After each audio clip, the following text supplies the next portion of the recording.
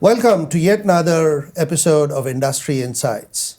My name is Himanshu Tambe. I'm a visiting faculty at the Indian School of Business, and we are absolutely honored today to have with us Aditya Ghosh. Aditya, as many of you would know, is a seasoned business leader with more than 22 years of experience. Trained as a lawyer, he's had tremendous footprints in the Indian industry, leading pioneering organizations like Indigo and the hospitality leader Oyo.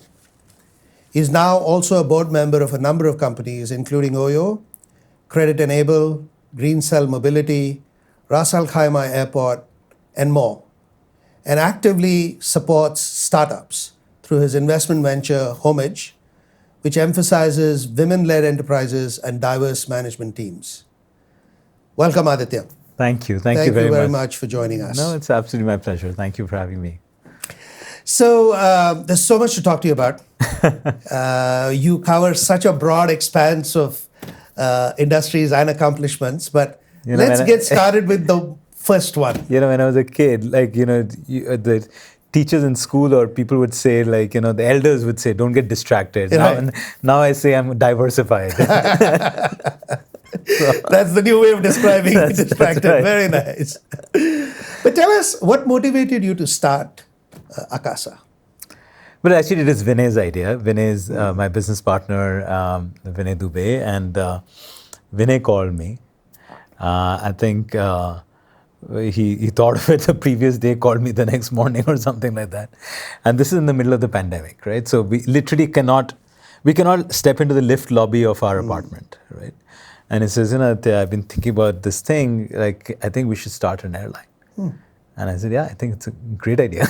So the decision or the meeting of the minds was that quick. But having said that, of course, Vinay did all the heavy lifting, and then I got involved. But the reason is, quite simple, and it kind of goes back to 101 of business, which I often talk about, which is that, is there a need in the market? Is there a gap and a need in the market that you're trying to fulfill? And that's where the opportunity comes from. Because, this is not a passion project, where you think that, it's a good idea to start an airline type of thing. India is a country of 1.4 billion people. And there are less than 500 commercial airplanes flying in this country. Southwest Airlines, in a country of 1/3 the population, has probably 1,000 airplanes. And that's not even the largest airline in the United States. Yeah. So it kind of gives you the sense of the massive opportunity that there is. Right? On top of that, you layer the fact that, we have a population which is under the age of 35, which is close to 1 billion people. And the aspirations, the time scarcity, there is a saturating rail network. There is, of course, great progress happening in the road network, but even with the road network, the fastest way to get from Delhi to Mumbai would be a 12-hour drive or something of that sort, a 10-hour drive. And an average airplane is less than 2 hours, right?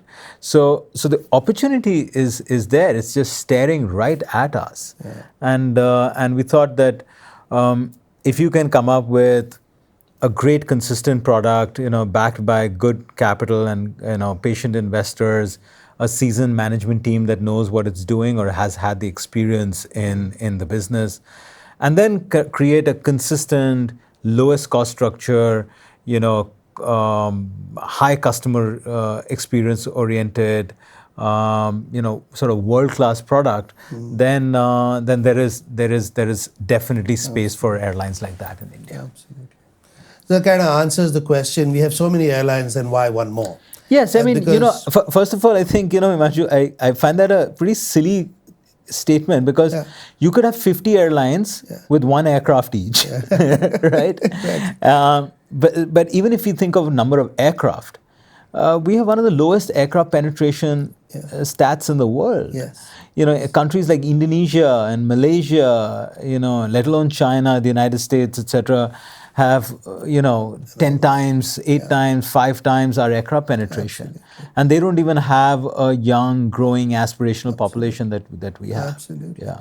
I was reading a stat somewhere, and perhaps you can validate, that if 1% of the people who travel by rail today start traveling by air, we won't be able to cope with it. Oh, if a day's air travel, if a day's railway travel starts flying by the air, we will need 500 more airplanes tomorrow morning. We'll have to double the aviation industry. Wow. Right. And so so that just shows the potential of just that movement from railways to air. That's the kind of potential that exists, and what you guys want to do is to tap into that potential. That's correct. I mean, and it's just literally, it's a small sliver of the opportunity. Yeah. Wonderful. Yeah.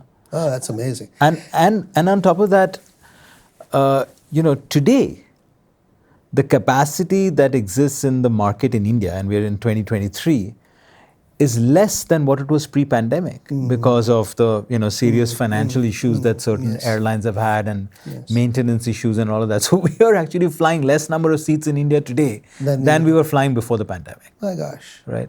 So that again kind of just tells you, and for in that kind of a market, for an airline like Akasa to bring in 200 airplanes over a period of 10 years is nothing. It's very interesting. Okay, that's a pretty good, provides a pretty good perspective to a lot of people who've been asking this question, right? So thank you for that. I just want to shift gears a little bit. You had an amazingly successful track record as an entrepreneur. Indigo, Oyo, now Akasa, and in the first year of Akasa, you guys are doing so extremely well. So what is it that you think and that has made you successful as an entrepreneur? Your approach to entrepreneurship, how you think about risk, how you think about crisis. Could you throw some light on that? Well, I think at least in the Indigo days, I'd say I was an entrepreneur in that sense, where I was the professional CEO, but I was given a lot of entrepreneurial autonomy.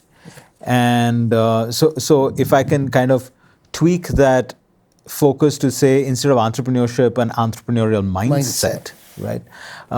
Which I think, whether you're a frontline employee or a chief executive or you founder of a company, I think all of us need to have that. So I think there I've had the opportunity to experience and learn a lot, and I always say we are all work in progress. So we're evolving as human beings and as leaders and our approach. But my approach kind of always starts off with, again, what did we come here for? What's our one big objective, right? And that one big objective has to be some larger purpose. And that purpose has to be driven by what we are doing for the consumer. And that consumer is somebody who's paying for us, right? And that helps us distinguish between needs and wants, So after we figured out this is the business that we want to be in, a lot of people end up asking the question, what do consumers want?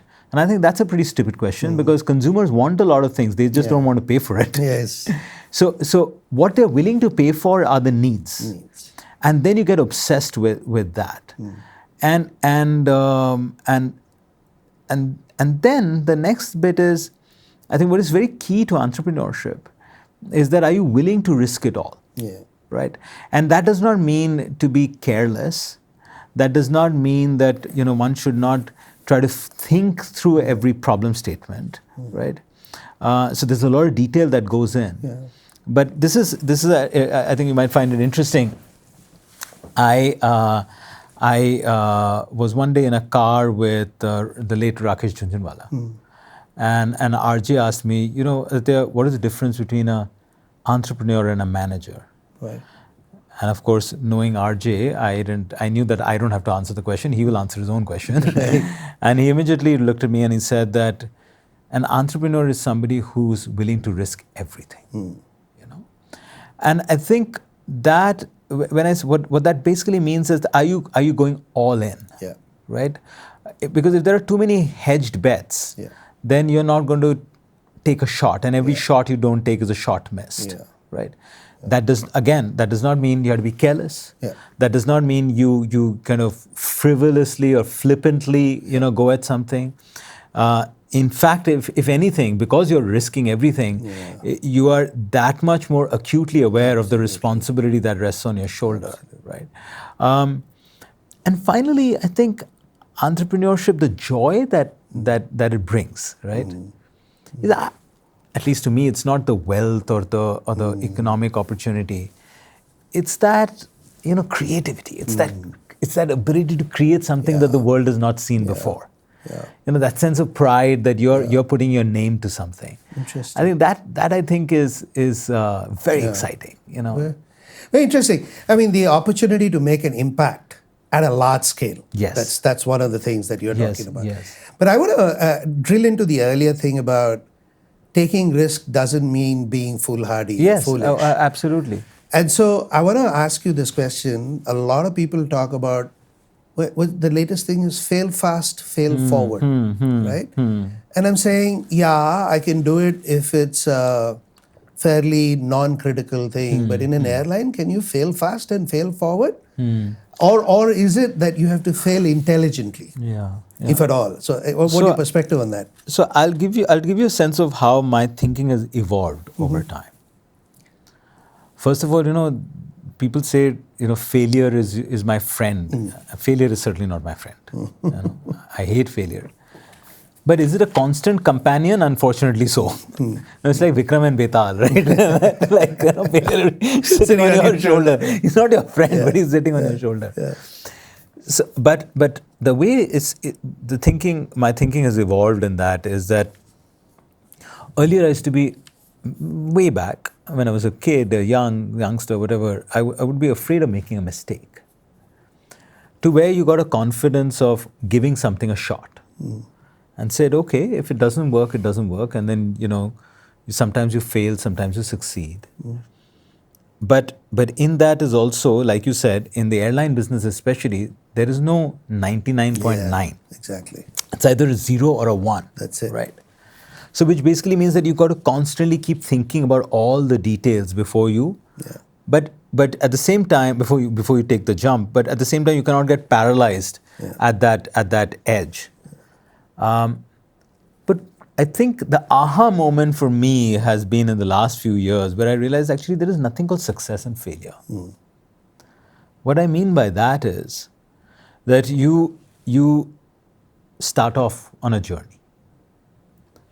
If the outcome is very close to what you had expected it to be, we call it success. If the outcome is very different from what you had expected it to be, we call it failure.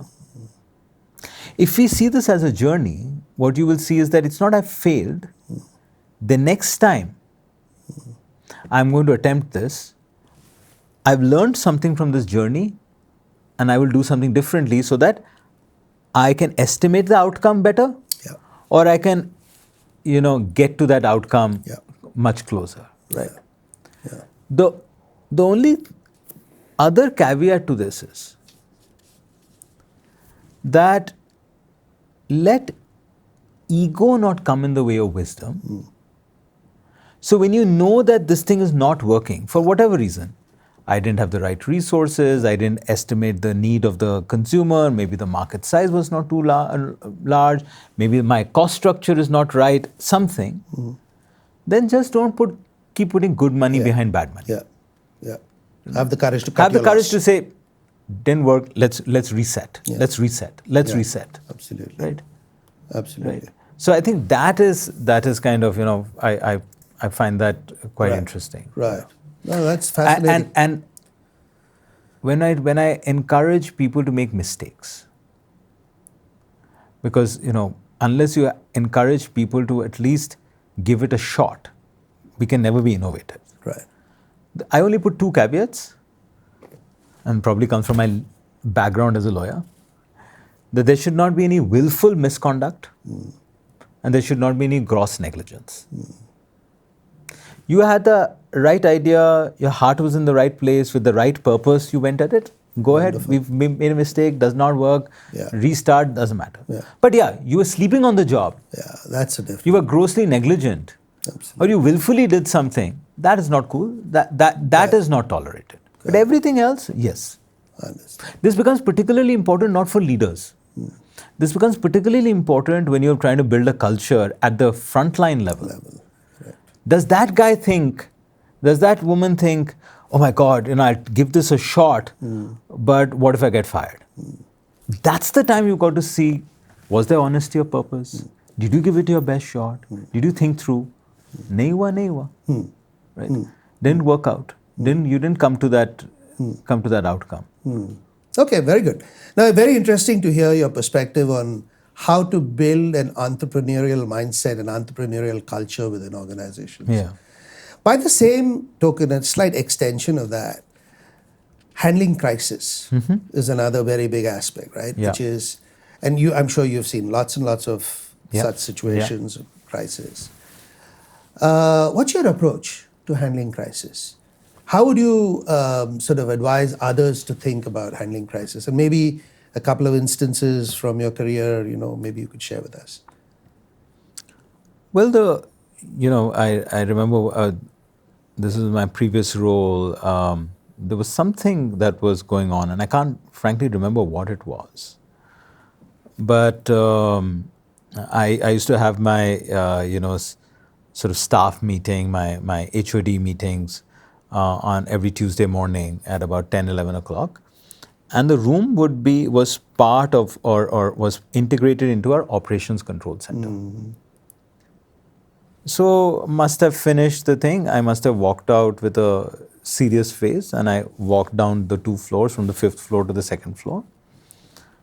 And as I reached my room within 5-10 minutes, one of the senior people who was part of the operations control center called me.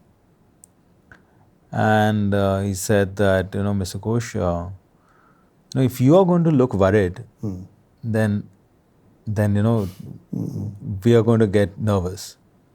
And I thought that was such a thing. Now, that does not mean you're going to hide things. Yeah. I'm an over communicator, so at least with my colleagues, but that basically means that you've got to break it down. We've got to break down the crisis and say, okay, first of all, how much of the battle are you going to take on? Right. Instead of witch hunting, what is the cause? Right. Do we have to apologize for it? Do we have to course correct for it? Take it on your chin.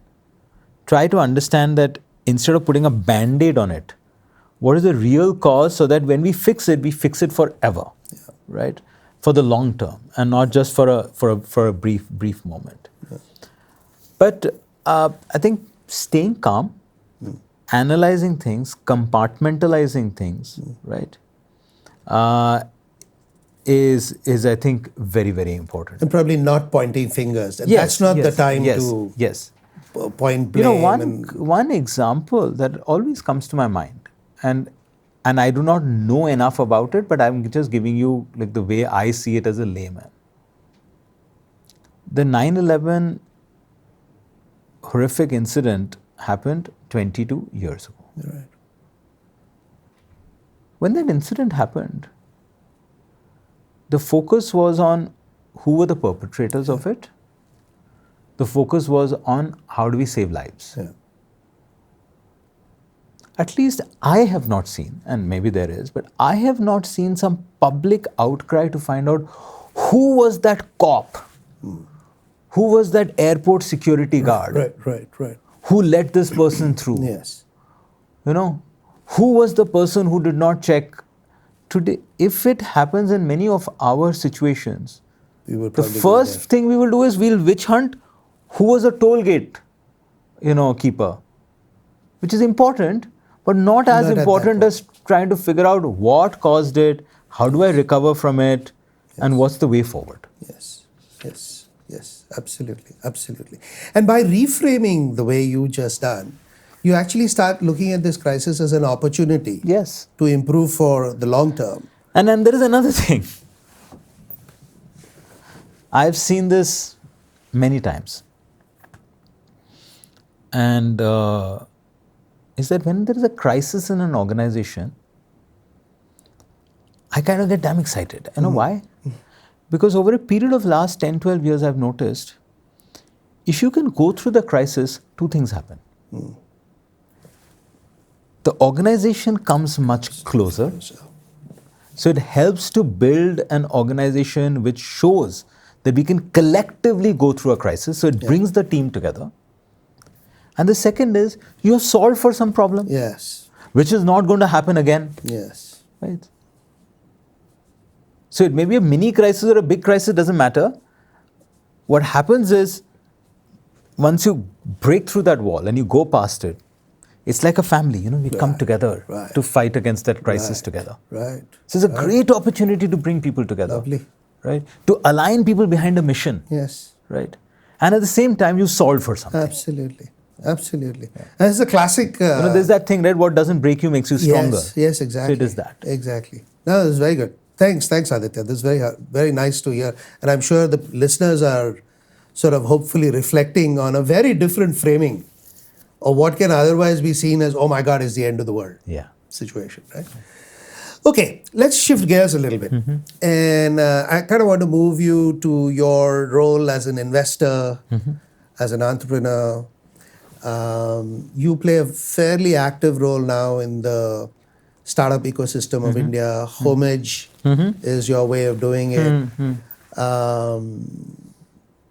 What are your thoughts on the current state of the Indian startup scene? So one is that, look, it's a very vibrant. Okay. Second is that there is what I mean by that is there's a lot of energy in the young people to put their careers and their futures at risk and not take up a job.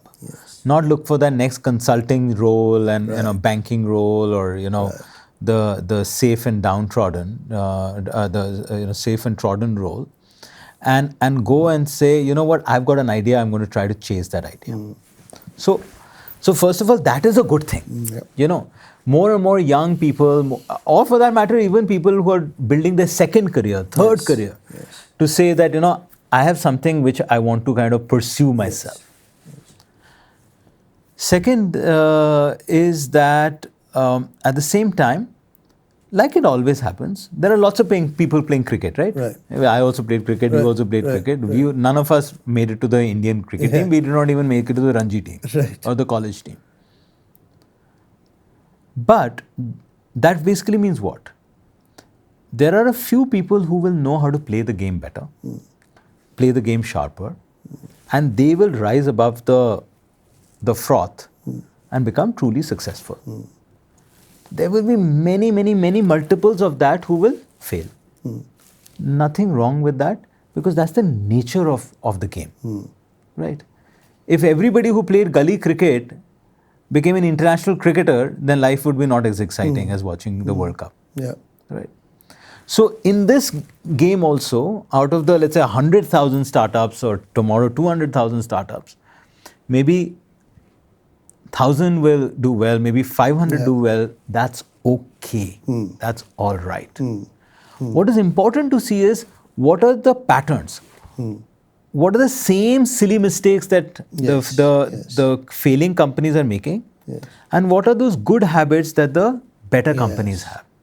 And I keep saying, shamelessly copy the best. Shamelessly copy the best. Right. Okay.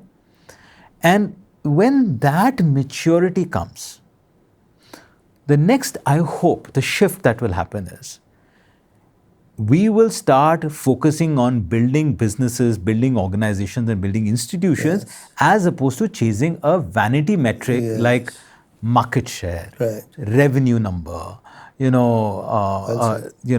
valuation. That is an outcome of building a great institution. Build a great institution, build a great business, valuation will happen automatically. Will come automatically. But that can't be the shortcut to determine success. Absolutely. We have the Telangana hub here, the T hub here in Hyderabad. I don't know if you've visited it, but I was there the other day and we were talking to entrepreneurs there. And it's amazing how all of them see what they're doing as a step towards contributing to job creation, which is what the nation really needs right now. I firmly believe that the most powerful use of technology, and when I say technology, I use it as a metaphor for any of these sort of entrepreneurial journeys, is to solve for hard problems to solve. Right. When people ask me that, where is the next decacorn going to come from or unicorn going to come from? I said, in a country like India, you're in a bus or a auto or a car and you look out of the window, you see a lot of hard problems to solve. Yeah. Water, nutrition, roads, education, sanitation, education, whatever it might be. Yeah. Pick any one of them, pick one aspect of that and use technology and a different way of thinking to solve for that hard problem to solve. Wonderful. Right? That will give you a sense of larger purpose. Yes. It will be solving a gap in the market. It will build a great business, and the rest of the sort of vanity metrics will come. Will follow. Valuation, market share, all of that will follow. Perfect. Very well said. Yeah. Okay, which gets us to the last question that I had for you for today. And it's kind of slightly convoluted question, so bear with me. So I guess what I want to ask you is, and I think you kind of answered it earlier, is what's the big disruption that's coming in the Indian aviation industry as you see it? And how is then Akasa planning to sort of maybe be a part of it or drive it or however? And therefore, where do you see Akasa in 10 years from today maybe? Yeah.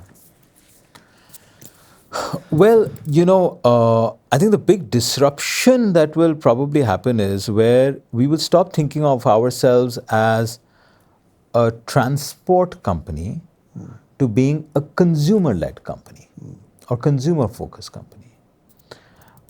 And rather than being an organization where you're just hiring people to do a job to deliver an outcome, you will be a fountainhead of talent where new roles, new opportunities get created. Now let me kind of unpack that. Today, when I go to one of these grocery delivery type or food delivery type of apps, that app knows when was the last time that you ordered a pizza and are you ready to order a new pizza. Will know your atta, you had bought 5 kgs of atta, I think it's time for you to buy another atta, 5 kg of atta. It does not ask me each time, it says, do you want to repeat your last order? Yes. Right. But as an airline, we ask you the same question 100 times. We don't predict when is the next time you're going to fly from the Chandigarh campus to the Mohali campus of ISB. Why? I know that this person goes, so it's maybe time to nudge that I think it's time for you to go out to Mohali again. Right? Do you want to order the same thing, same flight, same seat, same food? One click? Why am I asking you 50 times? I know where do you stay. The airline already knows where you stay.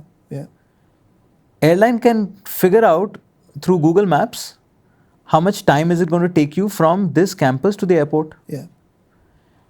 Airline knows how much congestion there is inside the airport. Airline knows whether you have check-in baggage or cabin baggage. Airline knows when it's going to take off, when it's going to land. So why can't we triangulate that data and say that, Professor Tambe, please don't leave now. Please leave after 15 minutes. No issues. I would love you for that. Right. Absolutely, right? It's a consumer-facing business. We incidentally are taking you from point A to point B. Right. And Mr. Tambe, you don't have to worry about telling your arriving station. We will tell them in advance, this flight is coming, this thing, your Uber will be ready. Right. Because we will tell Uber that the flight is coming in, now please come bring it to the parking lot. We will tell your driver, we will tell your child that this is what's happening. Today we do, na? I have sent you an ice cream, share. So I'll share it with you that, by the way, I've sent you an ice cream. So you can say, please share with XYZ. That is just such a small, simple way. Right? There's no violation of privacy, there was nothing, so rocket science, the data exists today. So that. energy disruption, going from traditional fuel to sustainable fuel to electric to combination of electric and turbo, right? Vertical takeoff as opposed to I see. long term long runway takeoff, right? Instead of pilots going through massive amounts of flying time to becoming pilots, is there more computer-based training Virtual possible? reality maybe. Yeah, right. based training. That will bring down time for churning out, skilled, manpower, Right. and workforce in the industry, That's it. right? We will be able to predict where there is going to be traffic next year and where there will be traffic less, so that you can start predicting how to change network, how to change pricing, and so on and so forth. So I think the disruption will happen when we stop thinking that we are in the transportation business. We are actually in the consumer business. So I think that's where Akasa is hopefully going to be at least constantly thinking about these sort of ways to make life simpler for our consumer. Yeah. Fantastic. Wow. I think we could go on and on. Thank you. Thank you so much. Thank you so much Absolutely, for my sharing so openly. And that's one remarkable characteristic, Aditya. I got to compliment you on that. Thank you. Every conversation with you is one which is so open and authentic. Thank you. So That's thanks so saying much a for your lot. time. Thank you very much for having me. Thank you. Thank you.